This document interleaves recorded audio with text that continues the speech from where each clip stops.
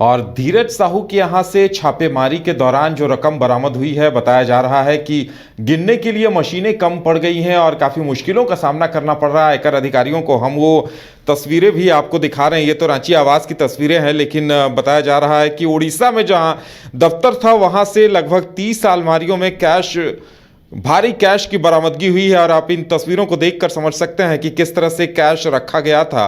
और ये उड़ीसा स्थित दफ्तर की तस्वीरें हैं जहां से भारी मात्रा में कैश की बरामदगी हुई है। हालांकि आईटी की तरफ से जो सूत्रों के हवाले से जानकारी आई है, अब तक लगभग 210 करोड़ की बात सामने आ रही है, लेकिन बीजेपी और तमाम दलों का दावा है कि ये अब 300 करोड़ ये राशि हो सकती है और इसे लेकर सियासत भी तेज हो गई है। ज्यादा जानकारी के लिए इस वक्त हमारे साथ हमारे संवाददाता नीरज हैं। नीरज, हालांकि आईटी अधिकारियों ने खुलकर कुछ कहा नहीं है, लेकिन इतना तो तय है नीरज की वो रकम लगभग 250 करोड़ के आसपास हो सकती है। क्या कुछ अपडेट मिल रहे हैं? देखिए, बिल्कुल कहा जा सकता है, क्योंकि पहले दिन ही जब सर्वे की शुरुआत हुई थी उसी दिन इस बात की पुष्टि हो गई थी कि जो धीरज साहू और अन्य के ठिकाने पर जो आईटी के सर्वे किए गए थे वहां से भारी संख्या में जो है कैश की बरामदगी हुई थी। तो आज तीसरा दिन है और तीसरे दिन भी जो है कैश की जो गिनती है वो जारी है। तो इससे समझा जा सकता है कि अगर बात कर ले, एक दिन में 24 घंटा होता है, उसको 3 से गुना कर दिया जाए तो समझ सकते हैं कि कितने घंटे हो गए। तो उस हिसाब से समझ सकते हैं कि कैश कितना होगा। जहाँ तक जो सूत्रों के हवाले से खबर जो प्राप्त हो रही है, उड़ीसा के जो सूत्र हैं हमारे, उसके अनुसार जो है 200 से 250 करोड़ की जो है अभी तक गिनती हो चुकी है और इतना कैश बरामद हुआ है कि ये गिनती और 2-3 दिन तक चल सकता है।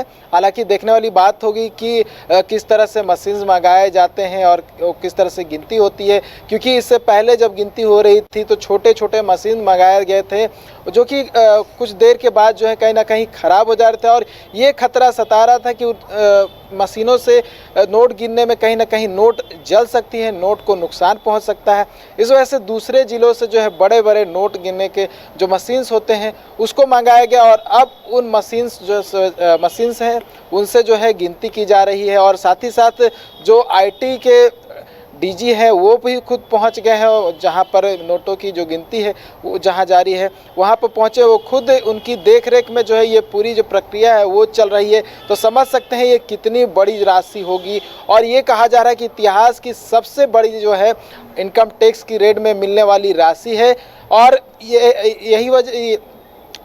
यही वजह है कि पूरे देश में कहीं ना कहीं जो है इसको लेकर जो है बातें शुरू हो गई है। हर लोगों के जो जुबान पे जो है इसी बात का जिक्र है और इसी आईटी रेड का जिक्र है। और धीरज साहू समेत कई अन्य लोग जो पूरे शराब कारोबार से जुड़े हुए थे उनकी चर्चा है कि किस तरह से इन्होंने संपत्ति अर्जित की होगी और किस तरह से इन्होंने इनकम टैक्स का जो पैसा है वो बचाया होगा। और यही वजह थी कि इनकम टैक्स ने सर्वे किया है और इतनी बड़ी जो राशि है वो बरामद किया। देखिए उदय, आज बता दूं कि निशिकांत दुबे जो कि गोड्डा के सांसद हैं, उन्होंने एक बड़ा बयान दिया था। उन्होंने अपने बयान में कहा था कि इनकम टैक्स की जो टीम पहुंची हुई थी वहां जब जगह पर पहुंची जहां पर सर्वे किया आना था, उस जगह पर 20 कमरे थे जो कि बंद थे, जिनमें से 5 कमरों को खुलवाया गया और इन 5 कमरों से जो है ये राशि बरामद की गई है। हालांकि जो वीडियो आया है उसमें 9 अलमीरों में दिख रहे थे किस तरह से कैश रखे गए थे और उन अलमीरा से जब कैश निकाला गया तो